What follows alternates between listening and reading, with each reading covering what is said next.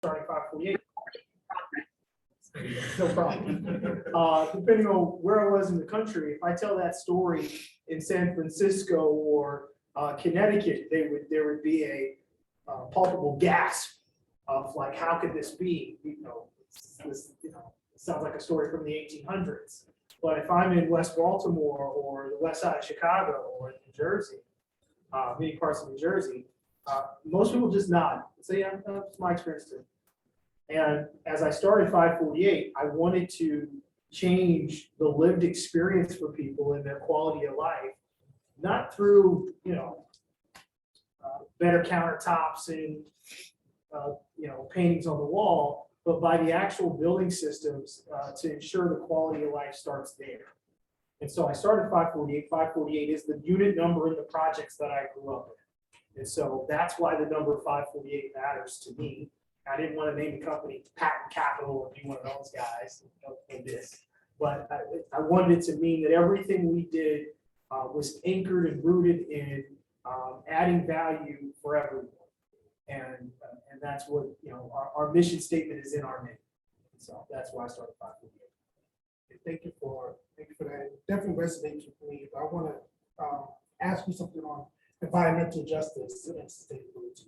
It speak on certain parts of Jersey, I'm from New York, Brooklyn, and I want to say the majority of the Black communities in Brooklyn and North Jersey, the environmental problems, the rate of asthmas through the roof, and just different childhood, things like lead poisoning, things like that. And you see it here on the South Side and the West Sides of Chicago.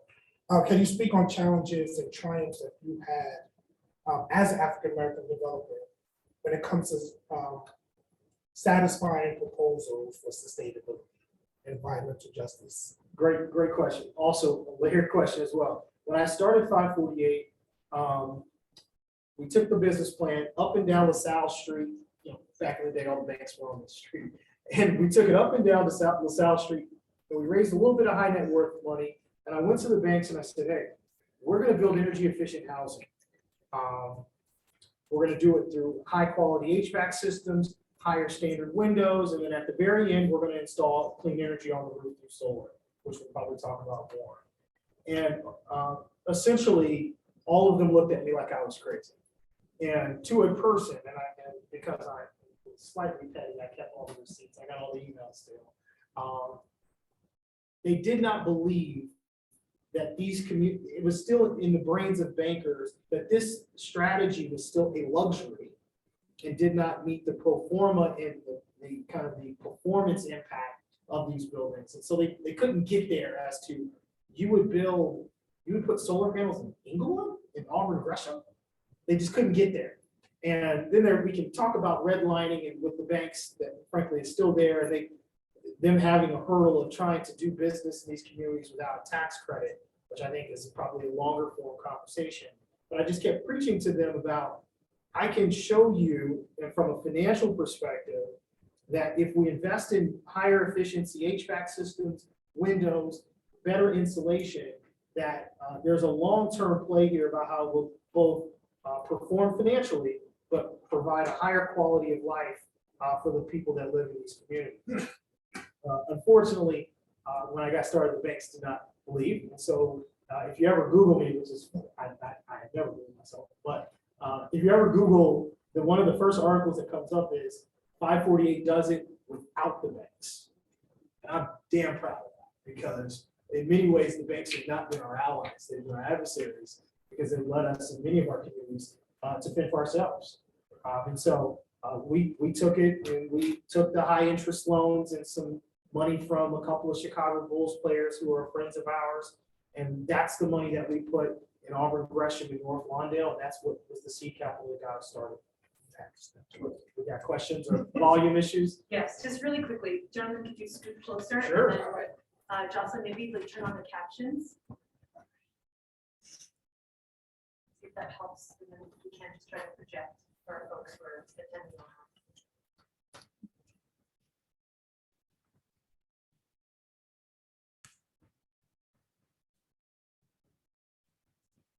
Got it? All right. Thank you. Quick recalibration for some technical difficulties we're having there with volume. But to follow up on Noel's point and AJ's point, kind of staying in that vein of hard financial applicability to development feasibility.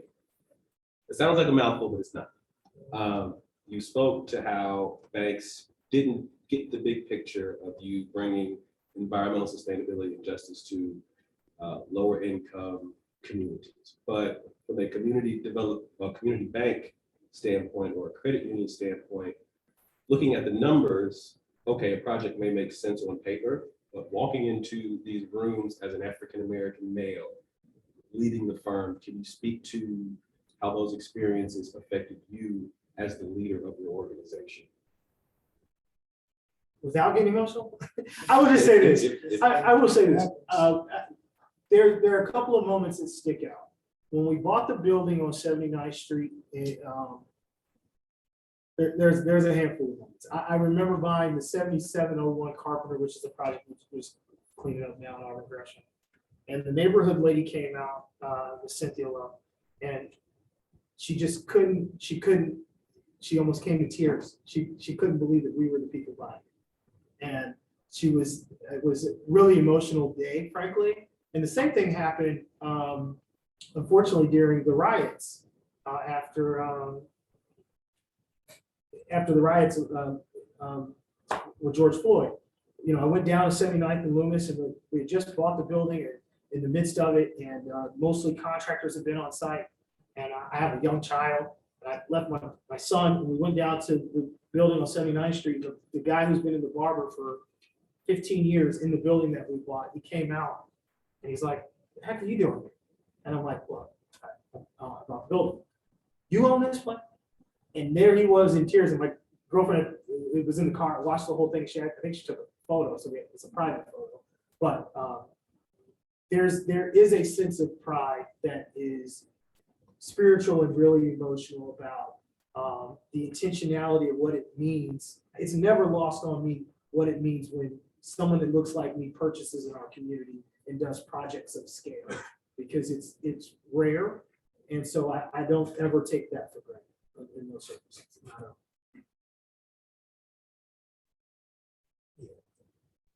Sorry. That's That was heavy. That definitely hit me. Speaking to investments in these communities, we've seen a few Invest Southwest projects come through Department of Housing. Can you speak on your experiences? I know, with the banks, the relationship that you have with the banks. Yeah. Can you speak as a minority developer? Can you speak on, how do you secure deals? And how do you establish, let me reframe that. How should we establish and accumulate generational wealth?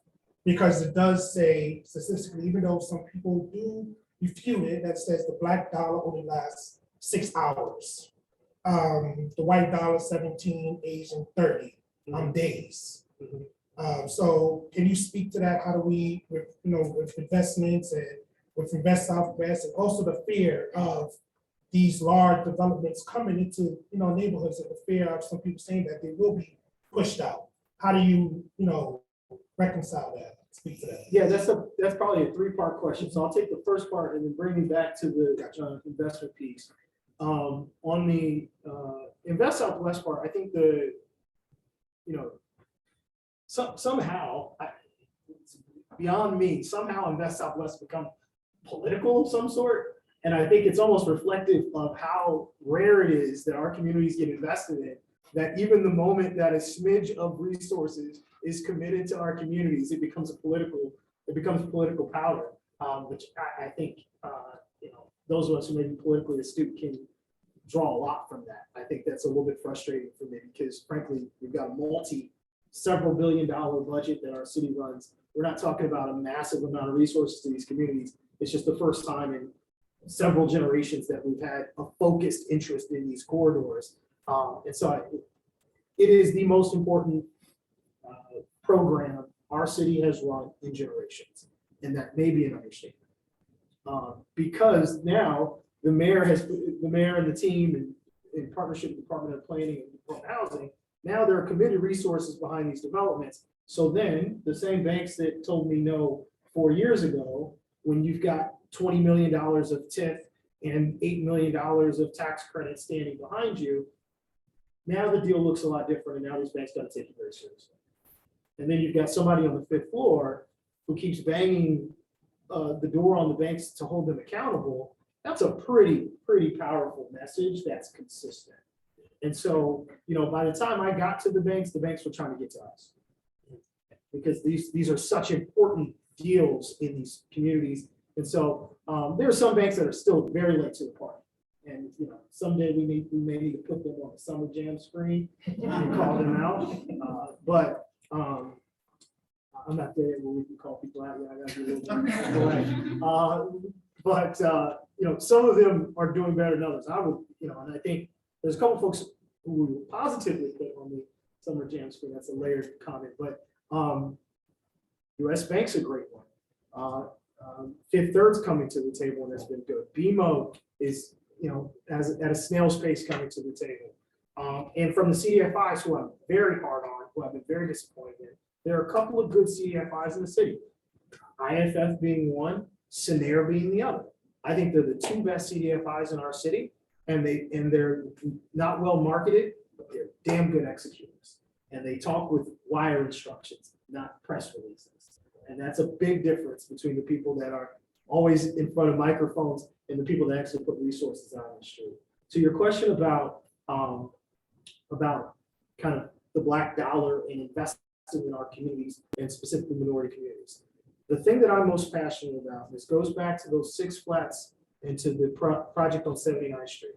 When I started 548, I thought that my impact was going to be on lowering people's utility bills. I can say this on the record, I was wrong. When I realized the most important impact that 548 was going to have is who we hired.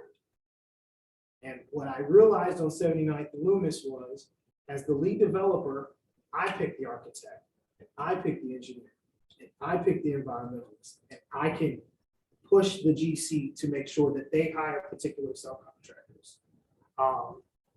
And I should replace my I with we because it's our team. And so that was my lesson. And when I saw the impact of a black electrician getting a $200,000 contract, and now he hired 3 young black boys who are blasting gospel music in their headphones when I come on site, and then a black GC and a black property management company, and essentially an all-black neighborhood. And I show up and the black property manager hires a black cleaning crew, and they got the poo shiesty mask and all that stuff on, but they got a job. Right? Now we've made impact. That little contract turned into this contract, and now there's a ripple effect. Now take that back to the Southwest. That lesson from 79th Street, when we go to apply for the RFPs with the Invest Southwest, I call Powers and Son, and they joint venture with Millhouse. And now you've got 2 black women negotiating the joint venture to be the lead GC on a $40 million contract. Now you've got new architects, a black woman architect, Leslie Roth, who's the principal architect in Humboldt Park. I can do this all day. I'm very proud of this. And we did the same thing with the civil engineer, Kelsey Taylor. His biggest contract is Roosevelt and Costner. This is one of the best engineers in the city. His biggest contract he just got 6 months ago because of the Southwest. And that's the power of 548 sitting in that seat and using that sphere of influence. I'm not crossing the bridge and then raise it up. I'm crossing the bridge and we're going to cement this thing down so way more people can come. And so that's the power of Invest Southwest. But speaking to your impact of it's a generational wealth, that $40 million gets recycled 3 times because, as you guys know, there's a capital development fee. I ain't getting that $40 million. All that money's going into Cornelius and NOSA and Powers and Son, and then down to these engineers and so forth. And that's the real power of what we're doing. Of course, that's attitude. So side note, AJ said summer jam screen, just Jay-Z, Prodigy, Summer Jam, and you'll get your answer. Yeah, it's a way of holding someone publicly accountable for their misdoing. That's the political answer. I think is to put somebody on the screen and say, hey, you said you were supposed to do this, you're not, and let me expose that as a public accountability, right? And I think there's a moment where our leaders, and I'll include myself to some degree, where we get to a certain stage, we owe it to hold those parties and institutions accountable for their shortcomings, particularly if they dare have the audacity to grab the microphone or the camera or the headlines to claim that they're executing on their mission when we get into the room to do this and they're not, right? And so that's where we may at some point need to hold some people up to the light. Appreciate that. That's a Summer Jam screen. Yes. Transition. Hey, that's so political, and I loved it. So we know that the 2023 QAP is up for public comment until February 28th. Now, it looks to build on a commitment of the 2021 QAP of establishing commitments for more developers of color. So what types of support or training do you believe is most needed to ensure more developers of color can take advantage of LIHTC to create more affordable housing? Yeah, we've had some breakout sessions on this, and I'm,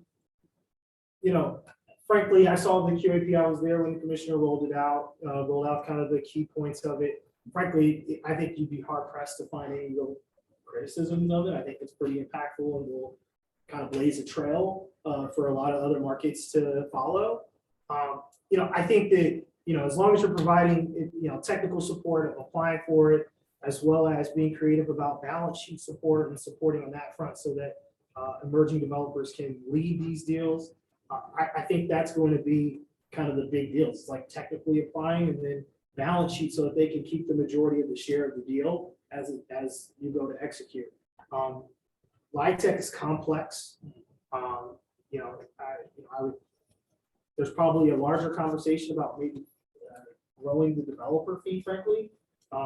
That's probably a nuanced conversation about a bigger developer fee and what that means for the amount of work that these deals take.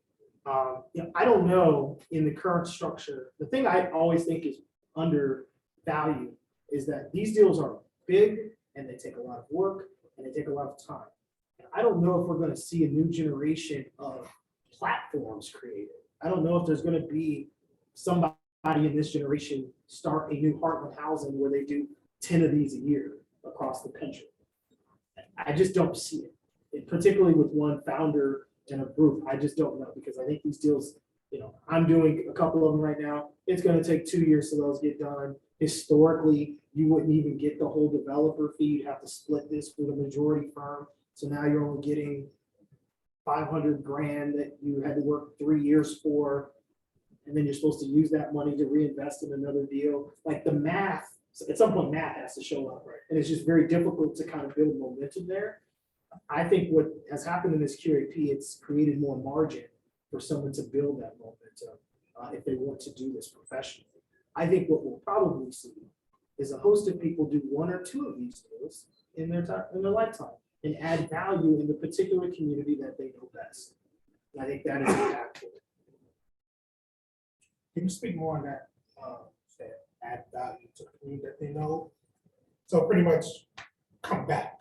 Yeah, I mean, I think, like, for example, there are churches and religious groups that own land in particular neighborhoods. Those tend to be submarkets where somebody does a senior housing deal or affordable housing deal, right? I think it would be great for that particular pastor to get the support or community leader in partnership with the religious organization to do that deal. They know that community best. They can kind of orchestrate the right resources to build that, execute on that particular development. That does not mean that they're going to build an entire affordable housing platform per se, but for Garfield Park, that's the right person and the right leader to execute on that deal. To piggyback off of that,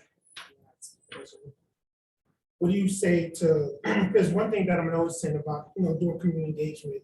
We're seeing a lot of, it's not a white-black thing, but it's classes. situation that we're seeing now in certain neighborhoods. So you see the divided lines on people that look like us, but on two different sides of the socioeconomic scale. So you as a developer, how do you speak to both sides? Yeah, I mean, I think there's layers inside of these deals, right? You gotta speak to them from a sustainability, from an affordability, and from equity and contracting. And sometimes we've got a deal, I shouldn't say the address, so there's a deal that most of you guys know about that's in a neighborhood that the alderman does not believe in affordable housing. So we talked to that particular alderman through the language of job creation. That's a language that person speaks in. I have a cheat code, and my cheat code is I am from, don't tell me about this, I'm from Indiana. Laugh for those on Zoom, that was a laugh. And because I'm from Indiana, I'm bilingual. And so when I go home on occasion, I'm a Chicagoan, you know, my family's from Chicago, but I was raised in Indiana. I speak Indiana sometimes. And what that means is they don't care. At time, it is not a climate and environmental justice is not a priority on that side of the board. So I don't speak that when I cross the board. When I go there, I talk about jobs. That's the language they speak. And I think when you go to particular communities, because frankly in Chicago, our aldermen they're many kings in many regards. Say that too loud. I know, I am careful. So you guys speak the language of that particular leader. And I think, you know, there are some that, you know, from the other's perspective, we're doing a deal in South Chicago with Alderman Sue Garza. We're doing majority of that deal 60% affordable. That's not enough there. They need more 30% AMI deals. And so they were pushing in the other direction, right? And so they already believed in the climate justice and they had faith that I was going to bring the jobs. AJ, how affordable can you make that? And so I think depending on the neighborhood, you've got to speak that particular language and don't have me on that. So at this point, we're just going to open up to questions. If you have any questions in Zoom, please drop it in the chat and just open it to the audience. While before I take the first question, we'll take all of them. We want some time off. I'd be remiss if I did not acknowledge the commissioner. The commissioner's here, and I just want to. Everything else I said is off the record. This is the only thing I'll say on the record. I have no cool friends except for the commissioner. She's been the best. And I've said this to her face. I'll say this in front of everyone. We are damn lucky to have her.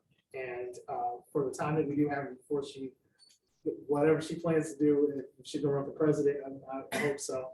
But I'm very grateful that we have this commissioner. She is spectacular and the best. And I gave a speech a year ago and I said, our mayor has done a great job of empowering advocates.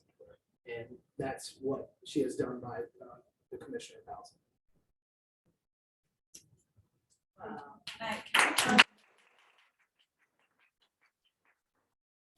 I jump to the other questions. I was trying to think of how we first got to know each other. My memory is that someone I kind of tangentially knew was maybe doing publicity for you called me and said, do you want to come to a groundbreaking or grand opening, I forget, for this amazing deal?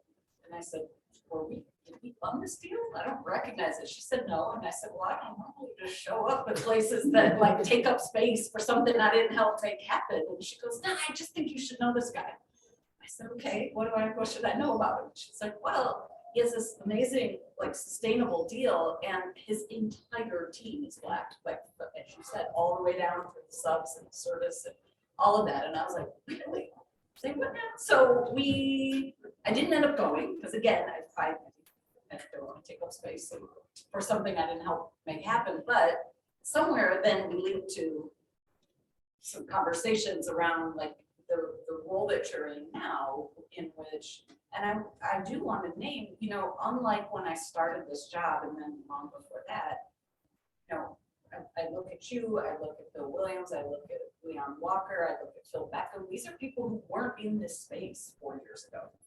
And I'm not sure what that is, if that's just magic, or if that's, like you said, Invest Southwest certainly created a platform for a lot of folks, but I take really seriously that we have a job to do to help make sure that you and folks like you are successful and figure out what barriers we may be creating or what barriers exist that we can help try to address, because stuff you're doing is really, really inspiring and can be really cool. Appreciate it. My questions for you, but I'll start with one. I just kind of want to know, since you said that you work with finance, what is your background? What's your educational background? How do you get from a kid in the projects pouring water into your bathtub to where you are now? Yeah, very loaded question. I'd be remiss to not mention I have a very good mom. So that's important, and a good, very good grandmother too. So, I think my background, I went to Indiana State, studied finance, shout out to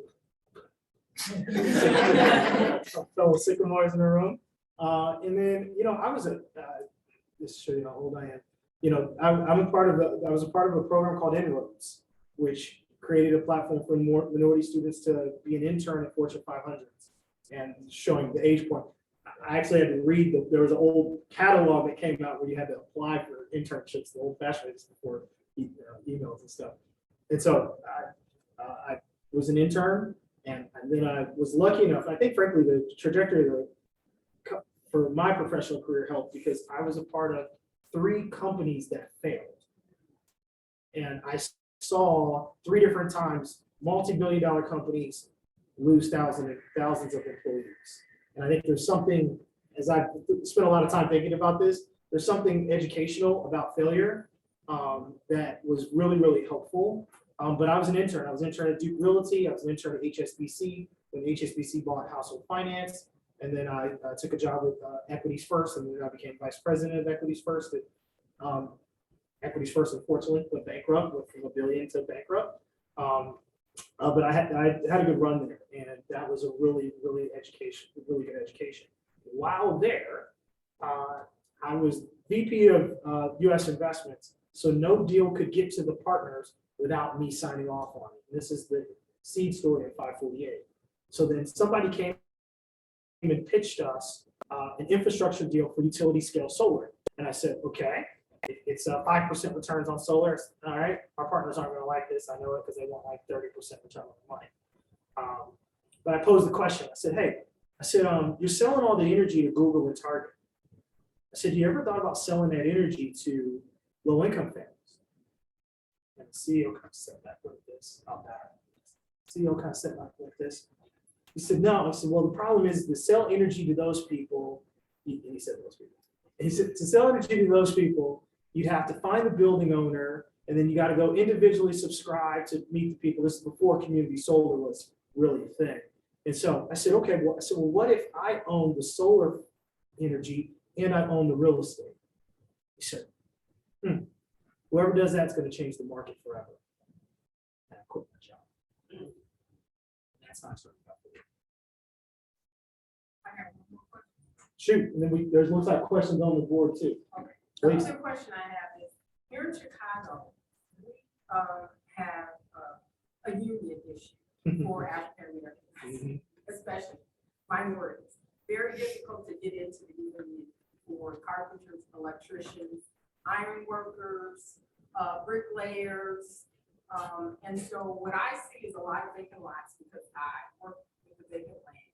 And what I've come to the conclusion is because we didn't have qualified people to do electrical work, carpentry work, all the trades that we need in our community, a lot of these houses were not repaired and fixed, were not lived in by these particular types of people who could keep them up. How do you deal with that with your business? That's a complex question as well, because I think there's layers of that, because I think there's probably a political train that's headed at each other in terms of interest inside of a political party around interests of minority groups and the interests of organized labor and the intersection, and sometimes those don't always overlap inside of the same political party. That's probably a PhD dissertation. Somebody should write that. I will say one of the ways that we're solving for it, 'cause one of the things I don't like to talk about is problems. I like to talk about solutions. So on March 20, we are launching the 548 Energy Institute. So on top of all the real estate that we're developing and others, we are going to install solar. So I started the company 548 Energy Solutions. The Energy Institute is taking its first solar class cohort on March 20. It's going to be parked in Garfield Park. And we're going to have 20 students. We're going to teach them all the construction safety, as well as installing solar. And we're guaranteeing every graduate a job. And they're going to work on all the contracts that we have. We've got a contract with Cook County. We've got contracts with other affordable housing developers. And I don't know if you saw, but we broke ground on Roosevelt and Costner. We're doing industrial there with Related. We're doing 3.5 megawatts on the roof of that development. People from the west side will be the people that install the solar panel. And so you don't have to be a part of the union to get that work. We're going to pay prevailing wage. But we're going to make sure that local west side residents in the whole city, but we're focusing on the west side, to get those jobs. And that's important.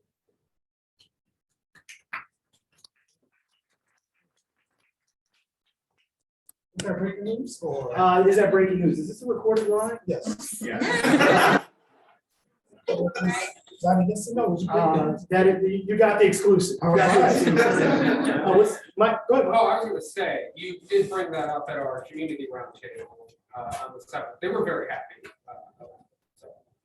But yes, no, you did not leak anything that you. Good. For us. Questions on? Not yet. Not yet? Not yet. I've seen some notes in there. It looks like. That's the captions. Oh, it's. Yeah. Oh. Go ahead. Jimmy. Shoot. Hi, thanks for joining. Always fun to be with DOH colleagues. I used to work at DOH, but I work at the mayor's office. And when I was at DOH, I was really passionate about and interested in how we can ensure that our affordable housing is also meeting the challenge of climate change and environmental justice. And the new QAP worked to just try to integrate some more references for buildings that achieve electrification. One, climate change is a monumental challenge, and two, there's co-benefits for the residents themselves. I've heard, I think there's been different focus groups with developers about the how to actually achieve that in a way that is doable. And I'm curious about, I think, how you thought about taking these higher efficiency HVAC systems with the rooftop solar and then ensuring that the energy burden for residents is not elevated, because I've heard that it's the intersection of the envelope ceiling, the HVAC, and the rooftop solar that really all together need to be combined. So if you could just sort of speak on figuring out that model and how replicable it is and any lessons learned you want to share. Yeah, I think, it's a formula. There are a lot of variables, right? And so it's the system, it's the insulation, it's the windows, it's the generation of energy on site. You can pick and choose which of the levers you want to pull on more firmly than the other, but I think there's value in trying to, expand on each of them. We're doing that with our big 3 developments, Galleria, Humboldt Park, and then the solar lofts over in the South Loop. All 3 will be all electric. Humboldt Park and Galleria will be passive house and all electric. I think what is going to be important to get more people to the table is data. And I think there's not enough of it to showcase that this pays for itself, here's the impact and so forth. To my own points, the small stuff that we did to build momentum at this point is not enough data for me to sell any of the big 5 development companies on what it is. I think us showcasing it through the big projects, I think will really be anchoring kind of what we think is going to be some showcase opportunities to get other developers to follow. But I also would say, this is the value of the QAP. This is the value of pushing with the building code, right? Because now, if you're, even IDA rolling out that you're going to get more points if you hit these particular energy standards. We got 9% from IDA, because Humboldt Park is Enterprise Plus or whatever, because it's got FIAS and some other stuff. That's going to be the normal if you want to win tax credits. So then guess what happens? Now there's going to be 10 of these with POA, the 2 that we're doing, and I think somebody else has got one. Now there's going to be 4 or 5 passive house deals in the city. I'm guessing 3 years from now, that number is going to triple, right? And then the number of contractors and architects and engineers that have worked on those type of projects will probably tenfold almost overnight, right? If you go online right now and look up passive house certified project managers, there's only one GC in city limit that has it, right? That's issue 1, right? And you can't get that without more people participating in these deals. I think that's the value of the QAP and IDA kind of prioritizing those environmental goals. This builds on Jimmy's question actually really well. The renewable energy and decarbonization space obviously is super wide, right? All the way from who's doing it on the ground level up to the technical experts in the room. I'm wondering if you can reflect on the challenges, the implications of that, and then what we in the public sector can and should be doing to change that, and what other opportunities exist for other entities, not the government, to also be able to change that. Great question. So then 3 weeks ago, we did a much smaller version of this with the Department of Buildings. And if you go on the marketplace and you talk to solar folks, you'll find out that no one's doing this inside the city limits. Not a soul. If you want to do a ballasted solar system on the roof of affordable housing today, the word on the street is it takes over a year to get a permit from the Department of Buildings.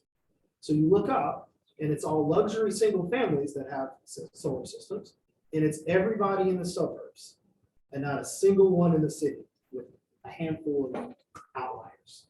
And so we called a meeting 3 weeks ago with the Department of Buildings, with the commissioner, the deputy commissioner, the chief faculty officer, shout out to Kyra. I don't even know what her title is. She's just like, great. Kyra, and engineers, and we had about 7 of us in the room. And I said, hey, give me the list of reasons why, or what it's going to take to get a permit in the city. Why is it that I can get a permit to build my building because of an expediter or a guy can get me a permit to build a mixed-use building in 8 weeks, but if I want to do a 50 kW on top of a 6 flat, it takes me 8 months. House, right? That shouldn't be that should not be a thing. And so they lay out. I said, give me a 1-pager, and as long as I check these boxes, I should be able to get my permit. Fair? We can agree, right? This is how I'm talking. Fair? We can agree. And he's like, sure. So he gives us the 1-pager. I hand it to the engineer, and to a man, they all go, dude, it ain't going to happen. Everybody's pulling their hair out. I don't know if it's going to happen. So we're going to play this out over the next 90 days. We're going to check every box. I'm going to turn it into the commissioner, and I'm going to CC the commissioner on every email and say, can we get our permit? Because why is there Illinois Solar for All? Illinois is solar for suburb. It ain't all. It ain't our all. It ain't our. It ain't city folks getting those resources. And that's part of the reason why we started the Energy Institute, because all these solar training programs, you guys have heard of them. Those people are graduating, not getting jobs. Not getting jobs. Or they're being asked to load up in a van and go to Aurora or Elgin or Rockford or Peoria. Meanwhile, we got all these dang rooftops here. And ain't nobody's getting that stuff. And then on top of that, to add insult to injury, sorry, you got me teed up here. And then add insult to injury, then the county and the city roll out RFPs for clean energy, and they give the contracts to people that ain't from here. Now, I'm not a protectionist. I believe in an open economy, and you heard the rumors that I may be from the other side of the border. But like, it is a smidge offensive that we have not built the next great solar company in this market. And so the rumors that are out there are true. After these real estate deals, I'm focusing the next 2 years on clean energy. that's the next company that I'm focusing on is clean energy. I've been a little bit frustrated with how the real estate process and the CDFIs have treated us. So I'm going to focus on clean energy for the next couple of years and building that company. I actually have a question. Sure, we're here. That's not prompted, but Yeah. I should preface it by saying, first, I have a tremendous amount of respect for you and anyone in your position. It takes a great deal of courage. You said you had an idea, the passion, you quit your job. That's terrifying to do for someone who doesn't have absolute conviction and belief in what it is they're going to do, much less leaving investment banking to go into business for themselves. So to be a pioneer in industry and to trailblaze, it's great from the outside. You're admiring this thing that's like the shooting star. That's great if you're on the ground level, but if you're the star and you're shooting, you're moving 1,000,000 miles an hour. You've got all these things in front of you. You're trying to figure out what direction you need to go, and you're the trailblazer. So, it's a lot more comforting to look at someone else as a blueprint or someone else's steps as a roadmap, and you say, this kind of leads it to the point of representation. Because when you see someone else do something, you go, oh, I can do that. I believe I can do that because I saw this person do that. They look just like me. They are from where I'm from. They went to school. I went to school. I believe I can do those things too. When you step out onto this ledge of conviction and belief, and you blaze this trail, who are you looking to for? I can't even necessarily say guidance. I'll say direction. Yeah, that's complex because frankly, like there's two sides of that, right? So I think we've, it's intentional. I'm really intentional about hanging out with other people who are in the struggle of founding companies and advocating, even as kind of community advocates and so forth, because there's kind of some beauty in the struggle and folks sticking together. But there's absolutely a dark side of this. I mean, like, if we weren't recording, I'd tell you, there's half the CDFIs can't stand me. There's half of LaSalle Street would not, because I view, this is how I view 548. I view 548 as the mission litmus test. Are you who you say you are? Because if I show up and check all the boxes, then you should be able to do what you said you're going to do. Right? And so if you're the CDFI or the banker that claims they care about the community, and I show up with a good credit score and my equity and my deal pencils, and I got the good contractors, and you still don't do my loan, and you still take forever to get back to me and treat me with respect, we can have a whole conversation just about respect in this process. Because, I mean, they're like, the worst thing that ever happened to me was that I got to meet some of my white peers, and I got to see how they got treated. And it was life-changing because I don't want to sound like, whatever, but I think like just how you treat people in the process. Some of these bankers have treated us consistently like trash. You want to go where? You want to do what? They don't return your phone calls. They don't return emails. Their process is 6 months long. The interest rates are high. Their loan to values are low. And then they give you this like, you should be grateful that I even do business with you type of. Meanwhile, they want to grab every microphone and say, I'm the CDFI that lends in the South Side.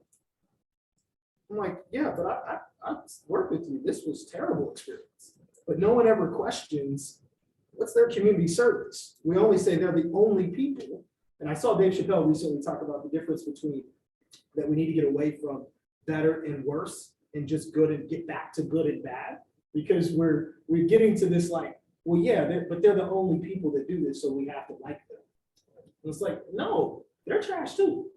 They just, you're the subprime arm because the banks are still redlining us. Redlining is still alive and well. Many of the CDFIs are just the subprime extension of these banks that refuse to lend to us directly. And so part of me carrying this flag and marching this march is that, if we lined up half the CDFIs, so they'll go, oh, that's not that guy. He cares too much. oh my goodness, he's gonna demand that we actually respond to their emails, and, you know, we usually take 8 months to do a deal. You think, I was part of that deal, I'm on a tangent, but I was a part of that deal at 300 North Michigan. And this is what sparked my biggest deal. 300 North Michigan is a joint venture between, and I'm going on the record, is a joint venture between Sterling Bay and Magellan. And I got to be in the room for that deal with David Carlins, who's now on my board, and Keaton Crown and Andy Brewer and all the fancy Sterling Bay people. And I got to see how they got treated. I got to see how the bankers treated them. Like that. What? You need, no problem. Whatever you need. We get it. That deal is speculative. When no one else was doing those type of deals, it's speculative. It was complex because if you know where that location is, going underground and going up, and there were bankers willing to go out and on the ledge with them and not them personally guaranteed. I mean, not to get their personal transaction, but there were things that were extended to them. When I was telling David about what I had to go through to get a 6 flat funded, he couldn't believe it. It was laughable. And to me, it gave me the notice like, oh, there's another side, there's another door where people get treated better over there. And so that's why I'm so hard on some of these lenders, because it's like, you know, there's the other side to this. There's a question comment. Says from Jamie Osborne, AJ, are you familiar with the efforts of MHub in grant writing for federal manufacturing resources focused on clean energy? Understanding your pivot, you should be aware of their work. Yep, we know MHub, I'll be in DC in 2 weeks to start talking to the DOE. Great question. What's the guy? Haven is the CEO over there at MHub, I believe. And so, yes, we're familiar with them. I'm not a grant writer. We've got the nonprofit to do our philanthropic stuff. So that's not my background per se. I'm really new to that kind of advocacy. You know, our hope is that we raise the money that we need to build out the program, and I don't have to play the fundraising game for the rest of my life. So that's the big thing. But yes, we're familiar with DOE. Okay, I refuse to let you sell yourself short on the grant writing thing, because this was a little bit ago, but you were on a finalist list for something with the Economic Development Administration that is part of the Department of Commerce. So clearly, someone can write a grant in your orbit. Yeah, we can. We're resourceful. We can figure stuff out, but I don't want to. That's not my calling. I don't feel like that's not what I want to spend my brain power on.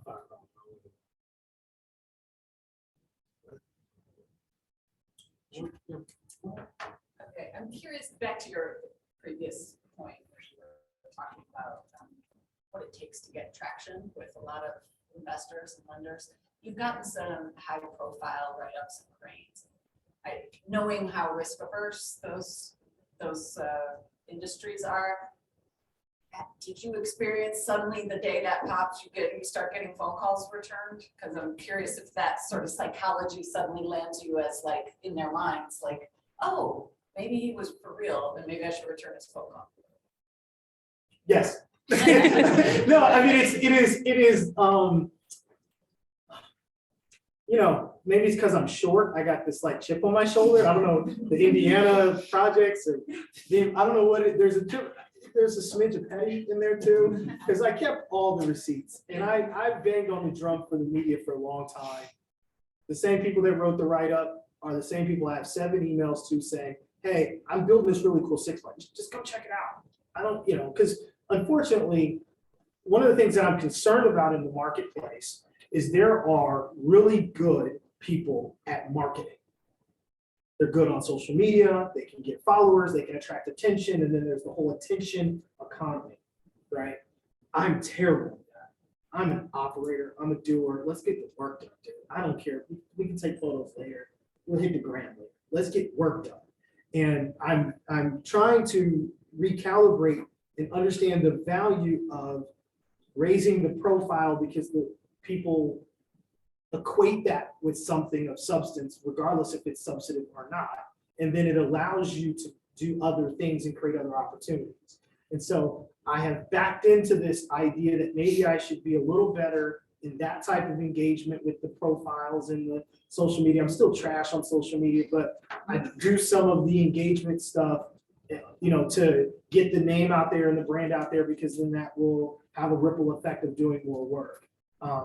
And creating more opportunities for others, because I kind of see 548 both as a mission test litmus group, but also as a Trojan horse for other companies to get opportunities. That's the real thing. That's what I really get excited about. And so I've struggled with this, frankly, Commissioner, because people really care about this, like your social media and your presence profile wise. And I think the marketplace is people that are really good at marketing and not great operators. And I'm kind of a better executor than I am at talking about myself in front of with a hashtag. Thank you. And time, this was, I love this. Appreciate it. Thank you. We appreciate you coming out, joining us. Definitely giving.